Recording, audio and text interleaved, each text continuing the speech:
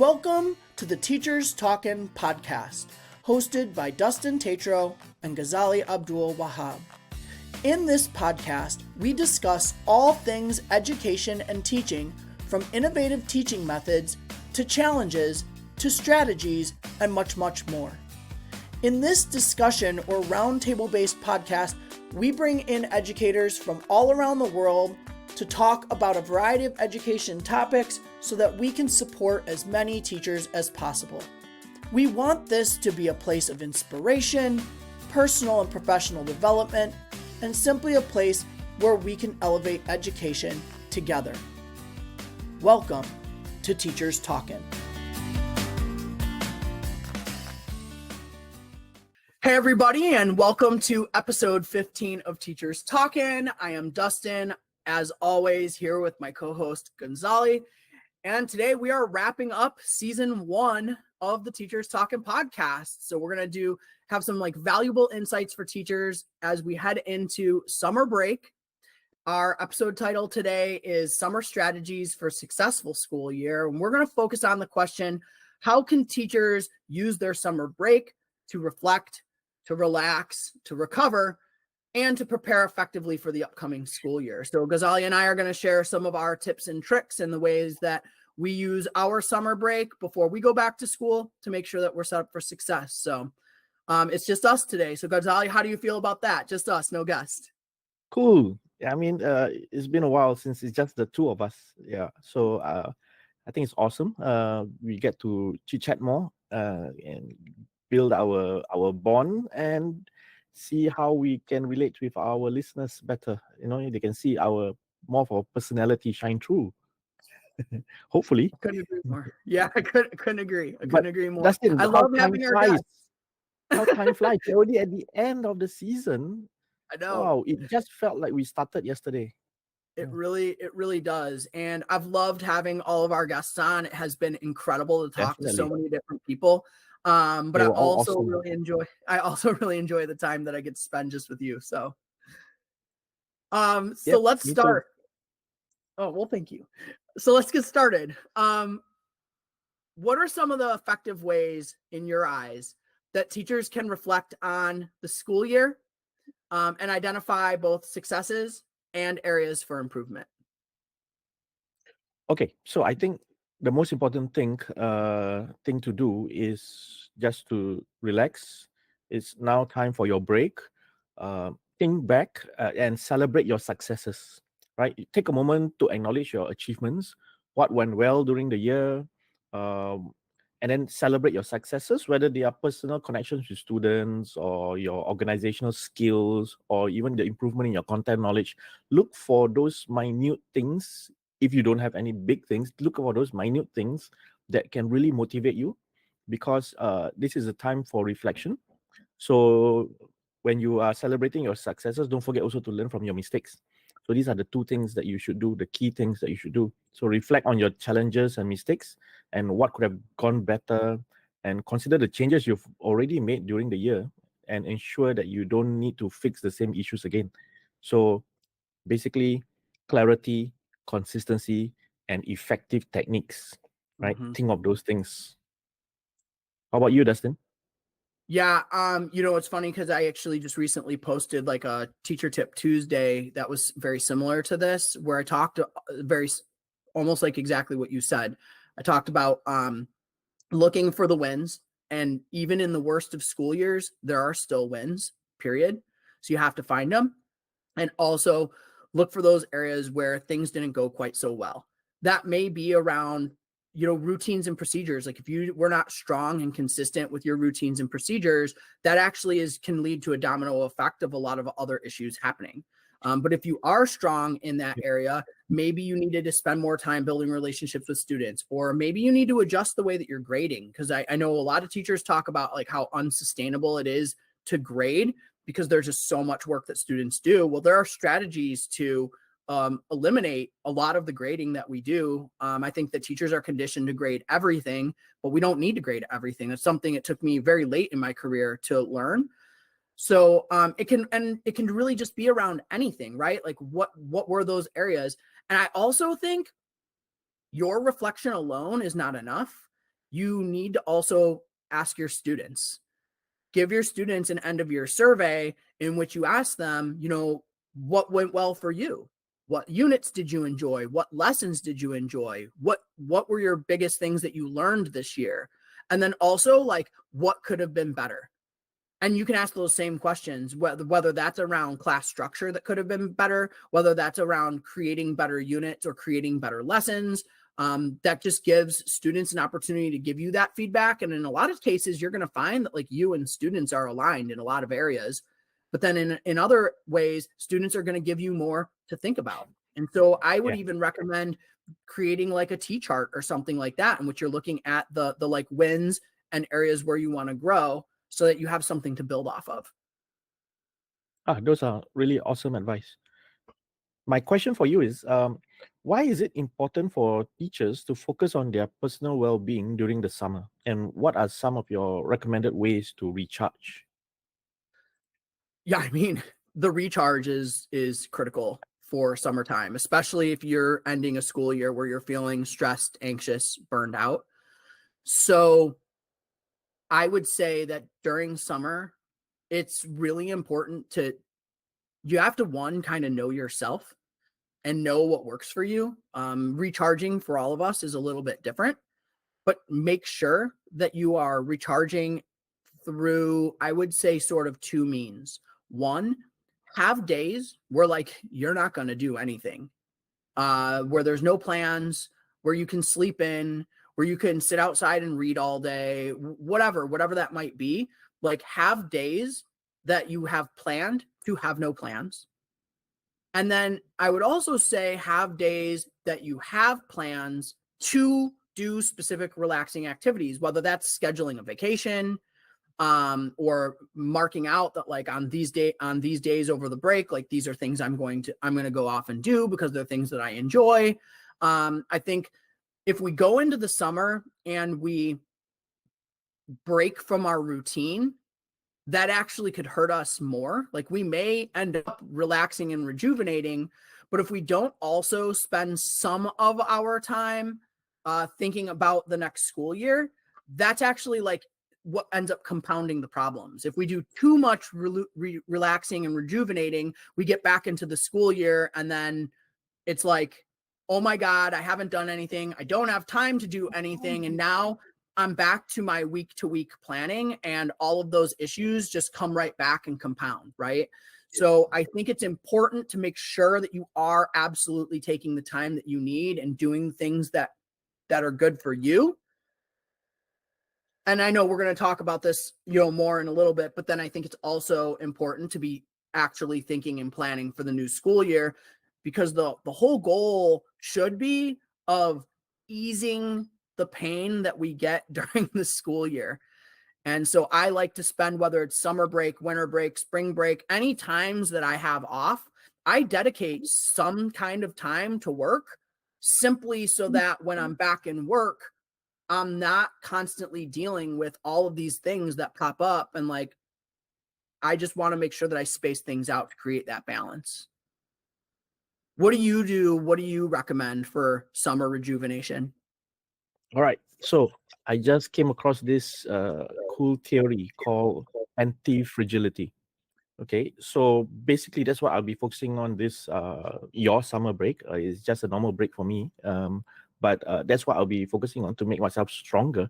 Because sometimes when we've had a hard term in school, and then suddenly the break comes, we just let go. We go like to the beach, to the cafe, go traveling, vacation. By the time we come back 3 days later, is you're back to work, and you're back to square one, right? Mm-hmm. So that calls for a certain kind of resilience for you to bounce back to square one.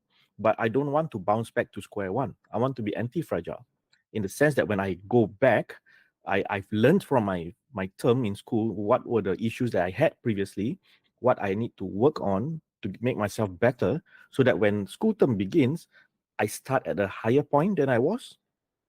Yeah. So instead of struggling just to meet up, to the same level that I was Mm-hmm. previously, I'm already at a higher level than I was, so that Mm-hmm. I can perform better. Yeah. So I think that gives me a better starting age, to the term, and that will then reduce my stress levels. It will then reduce, a lot of the issues that I face. So that's why I already have my reading list for the summer, your summer. So I've got my books ready to go. Yeah. Nice. So ordered from Amazon and they all arrived. Yes. So getting ready to go to the cafe, sit down, sip my coffee bean coffee, macchiato or cappuccino, all these Italian things, espresso, whatever it is, and just chill, read, write, post on LinkedIn, maintain my presence, in the social media, LinkedIn basically, just LinkedIn, and learn new skills. Yeah, that's my plan. I know it sounds very boring and it's not for everyone. Please just take time and just let your hair down and enjoy yourselves, but always think about how you can come back stronger. Yeah, I absolutely agree with all of that. And I think we're saying something super similar, right? Like Yep. that it's about taking that time for yourself and doing what's best for you, but also just making sure that you're not fully breaking from the learning and from the educational standpoint, because if you do, that's where things start to hit once you go back to work. It's like if you just relax, and then all of a sudden you're at work, you're not actually at work anymore because you're still like stuck in relaxation mode. And so Yeah. at some point in time during that time off, we need to break from that relaxation mode to get back into the work mode. Otherwise, it makes those first couple weeks back to work even harder. And again, it becomes this domino effect. Yep. Definitely. I'm looking at our notes, and I'm not gonna lie, I got lost where we are. No, I'm so engrossed because normally we have a guest, so we can take our time and look through our notes, and then just lead the way. But now we are leading the way, and yeah, I got lost too. I was thinking, um, is it my turn or Dustin's turn? But I think it's I your turn, think Dustin. it is. But so we've already kind of started to get into this topic, but now we can go a little bit more in detail. So you started to talk about how like you have certain books that you want to read Yeah. as far as your preparation for going back to work. What Yep. other strategies can teachers use to plan and prepare for the new school year while still also enjoying that summer break? So I think we've started to touch on this, but like now how can we shift that to not just the relaxation portion, but the preparation for school portion? Okay, so first thing is to prepare gradually. Don't set yourself up for failure by starting to to plan the whole entire break, and you plan to spend like 6 hours a day on your preparations for the coming term. Don't do that. Just do a gradual preparation. Spread out your prep over the entire break. Do a little bit at a time. Okay, and that will make the task seem less daunting. And that's the first thing, spreading it out. Second thing is you got to do the right things. Remember the 80-20 principle, where 20% of what you do brings 80% of the results. So focus on those 20% now during your break. Okay, focus on the 20% that will bring 80% of the results. One of the mistakes we always do is that we focus on the 80%. We feel that we are not doing enough. It's not about doing enough. It's about doing quality work. So figure out what are the things that you need to do, which will help you be 80% better next term when school reopens, right? And the third thing is organize and declutter. You've had like a whole term of school. Your table is in a mess. Your house is in a mess. Everything is in a mess. It's time for you to organize and declutter to prepare for the coming school term again, right? And this in itself can be a very liberating experience. You can go minimalist. You can go zen. Do whatever you need to do. What doesn't bring you joy, get rid of it. Yeah. How about you, Yeah, I Dustin? think I agree with pretty much everything you said. And I think that you can't spend the entire summer not doing any kind of schoolwork. Like I think that like if you are struggling, especially if you're somebody who's struggling in school, if you are constantly stressed and anxious and feeling burned out, part of that is because of what we put ourselves into in planning week to week or planning day to day. Like, have you ever worked with a teacher who walks in and says, like, I don't even know what I'm going to do today? Then they just like figure it out on the spot. Like, I've worked with a lot of people like that. And to me, like, that's stressful. Like, why would you want to go into a job and not know what it is that you're going to do? Why would you want to finish your work week and then have to spend your weekend figuring out what you're going to do the next week? And so part of what I recommend doing during the summer is, one, in the same sense that I said, schedule some of your relaxation, schedule some work time. It doesn't need to be all day, every day. But for me, I map out very specific weeks in the summer where I'm going to do some work. And additionally, I actually map out the times in which I'm going to work. So I will say that, like, during this week, I'm going to work Monday through Thursday, and I'm only going to work from like 8 o'clock in the morning until 1 o'clock in the afternoon. Right. And that one forces me not to sleep in every single day and totally get off of a schedule. So, because I do recommend staying on some kind of a schedule, right? Like, there's times to break from it, and then there's times to try to maintain it. And then I legit will just like have a to-do list. This is where I then work on all those things that I reflected on at the end of the year. This is when I start to plan my unit 0 and how am I going to adjust my routines and procedures? How am I going to start to build culture in my classroom? Like, what worked last year, what did not, what adjustments do I need to make? So I start right there on the adjustments.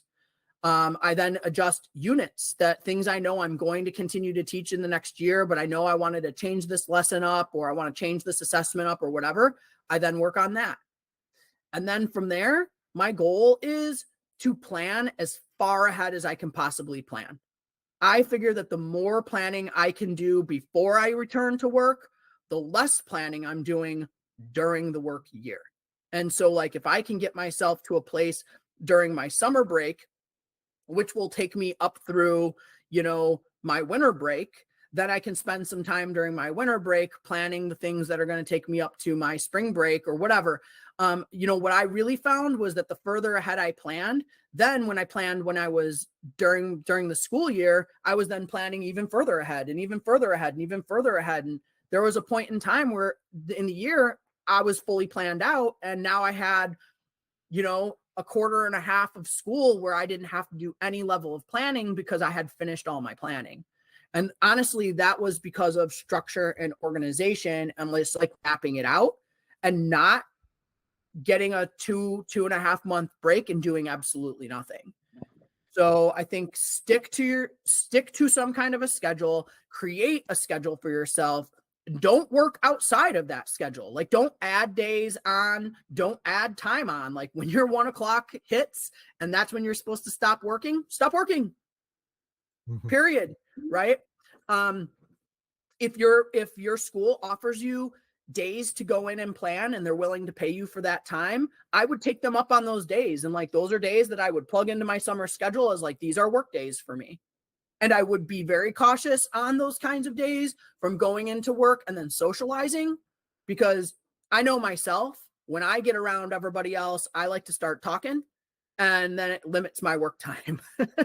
So I have to really like either be collaborating with people on something specific, or I need to sort of isolate myself for a good period of time so that I can make sure that I'm accomplishing the tasks that I want to accomplish and that the time doesn't just go to waste. Because that Yeah. is the easiest thing to happen when you're not working, is to allow the time to go to waste.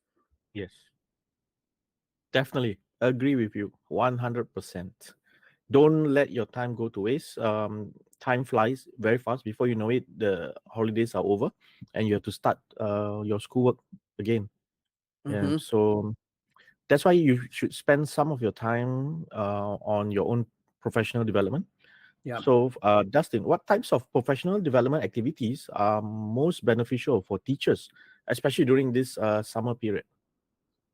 It's a great question. And, you know, there's no good answer to it, right? Because I think every educator searches for something that's a little bit different, right? So, but I do think take when you are off, especially when you have a significant break like we do in the US for summer, I would say this is the right opportunity for you to actually seek whatever that professional development is for you.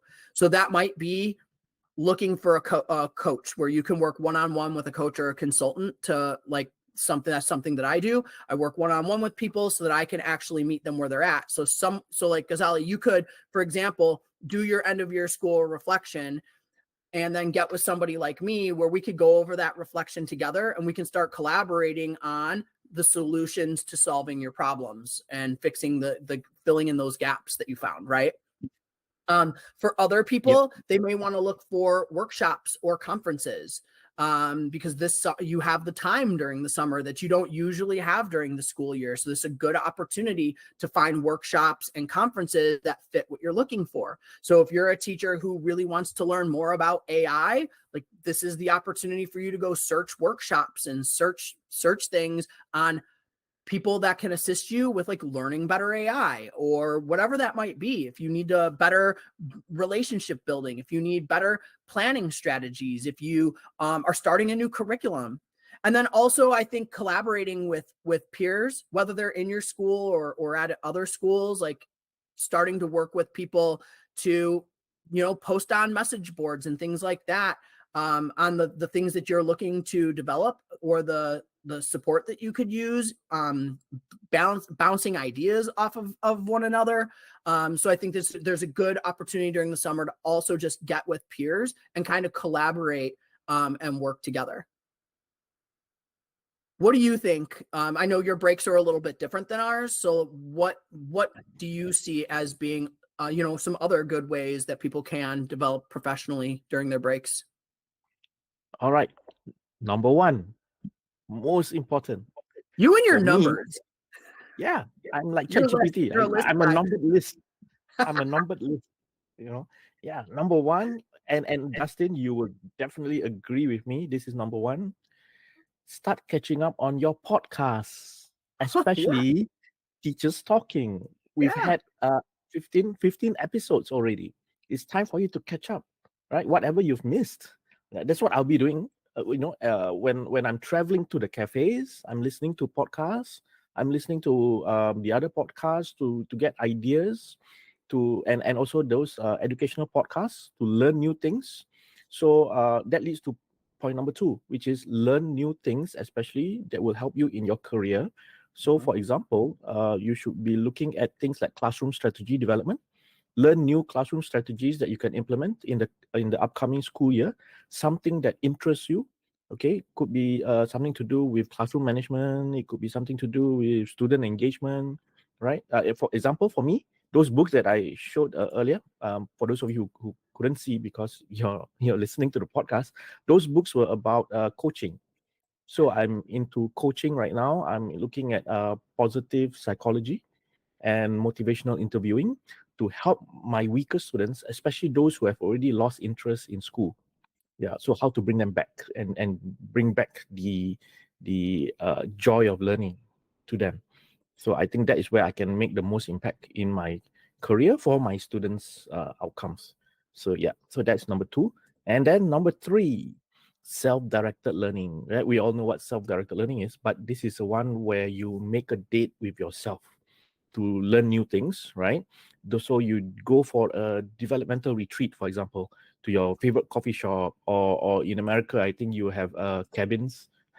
Go to a quiet cabin somewhere, right? Like Stephen King in Maine, you just go to a quiet cabin somewhere, just sit down, relax, and self-develop, learn new things that will help you, not necessarily just your students, okay? Things that will help you in the term to come, for example, things like mindfulness, yoga, meditation, whatever it is, that can help you to be more resilient, to overcome challenges in the coming year.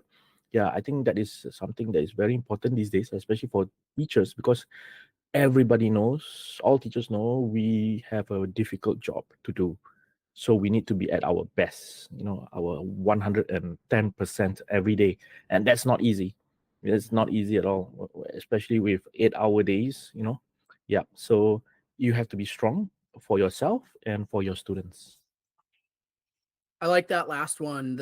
Just the idea of like getting away and finding your mindfulness, like thinking through what it's like a lot of Yeah. people I think don't even know what it is that does help them relax and Yeah, rejuvenate. And that's true. yeah, I mean, you're for sure like going to a cabin in the mountains is absolutely ideal for me. But for others, it might be like getting out to a beach, and for others, it may be you going out on the lake, and for others, it may be going to your favorite coffee shop. So, there's lots of ways to and places to go where you can do that and then start to think like, what is good for me, especially in short moments. Like when we are finding ourselves in the heat of the moment during the school year, if we don't have strategies for ourselves to stay, peaceful and mindful, then we can really our minds and feelings can really go awry. So I love that you brought that piece in about management.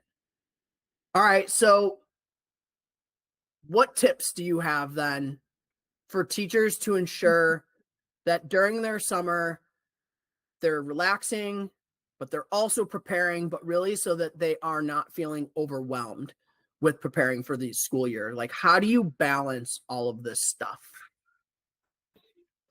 Wow, that's not easy.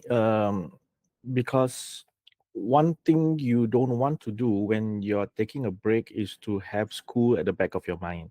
You Mm, know, so this is where you mindfulness is important. Don't linger on what has already happened, whether the bad things that already happened. Don't think about them. Focus on what is to come.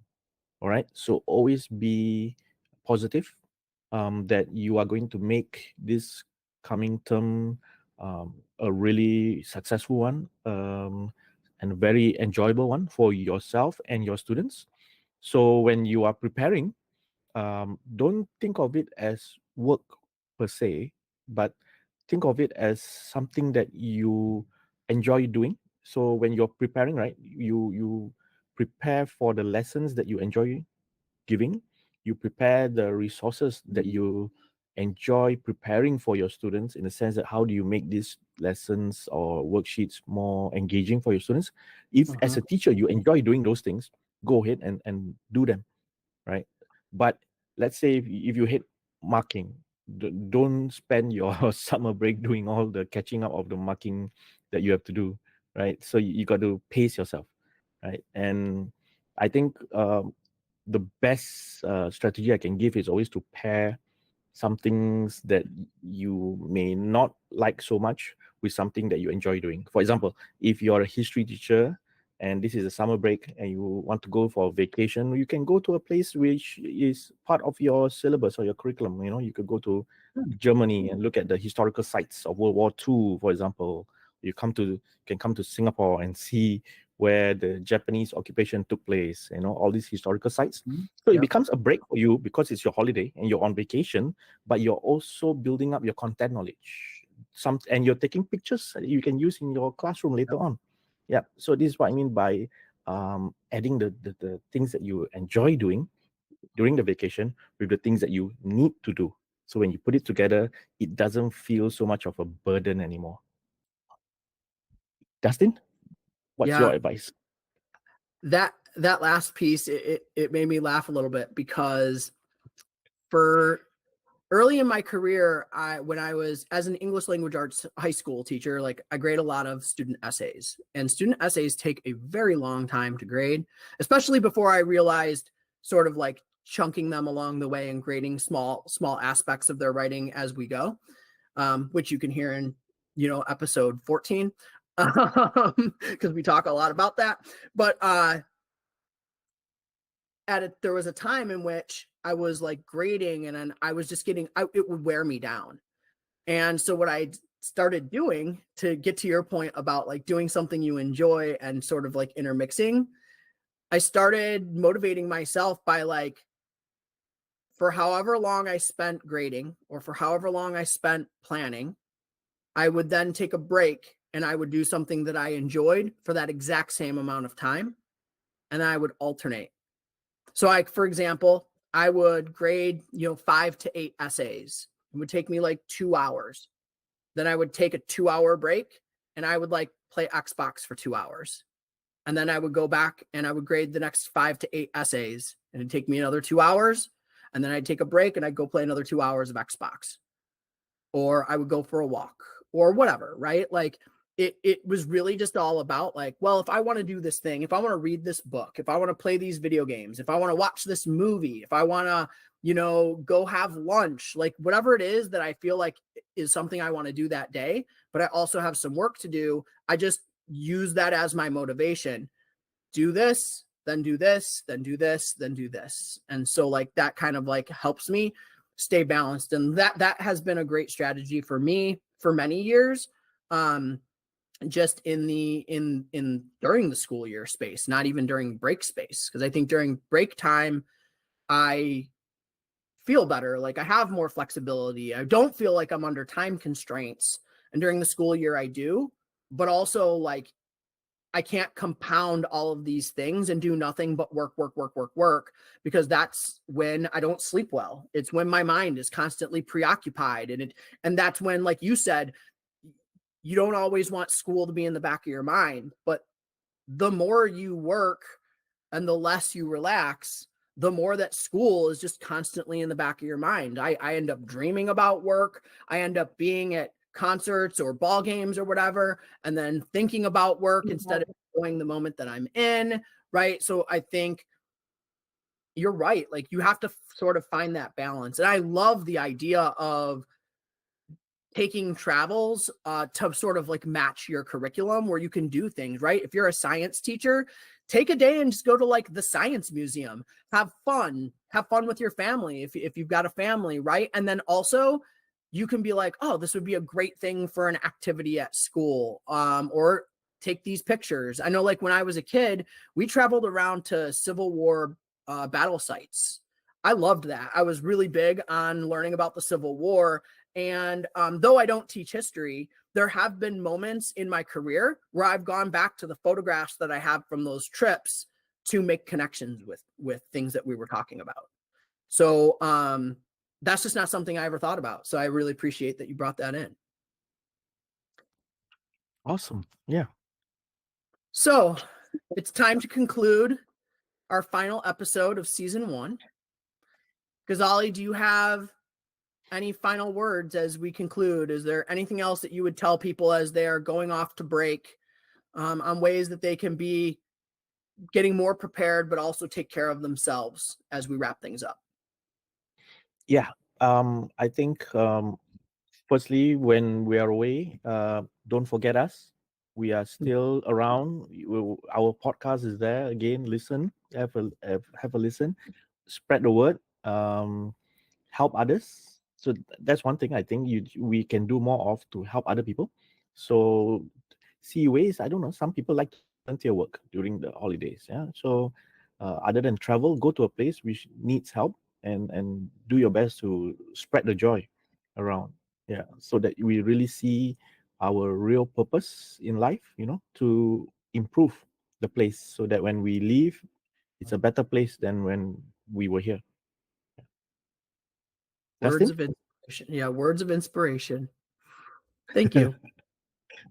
Ghazali, it has been so much fun recording this first season of the podcast. So, thank you for being an awesome co-host and always gracious with your time. I know it's super difficult for people that don't realize like we are on opposite sides of the world. So even finding the time to record these episodes, it's either really early in the morning for one of us while it's late at night for the other one, but we find our times. And I really appreciate the things that you've put in to talk. And yet we do it for you. Yep. Yeah. So, and I want to say thank you to our listeners. This is episode 15, but coming into this episode, we have had over 550 listens across our first 14 episodes, which is just blowing our minds. And Awesome. that's thanks to all of you who are here watching us on YouTube or listening to us on whatever platform you're listening to us on. So just thank you for giving us an opportunity And thank you for listening, for sharing, for subscribing. Continue to do that. If you're somebody who's just tuning in for the first time, if you're somebody who's been around with us this whole time, summer is a great time to go back and catch up on our episodes. It's a great time to go re-listen to some episodes as you're doing some of that planning for next year. Go back and target some of the strategies that we've talked about, and like use the things that we've talked about to help you with your planning for the next school year. There's lots of really great and valuable resources throughout all of our episodes. And then I also just want to give a huge thanks to all of the guests that have come on over the course of this season. It's been super, super awesome getting an opportunity to talk with so many great educators and sharing their experiences and their strategies to help support all of our listeners. So just a huge, huge amount of gratitude from me, and I'm sure from Ghazali as well, to all of you for being with us. We are going to take our summer break, and we will be back with a season 2. That first episode of season 2 will come out on Monday, August 26th. So like that just is probably going to be here before we know it. As always, remember to like, to subscribe, to review, to share the Teachers Talkin podcast. We hope that you all have a wonderful break, and we will talk to you next season. Have a good one. Later.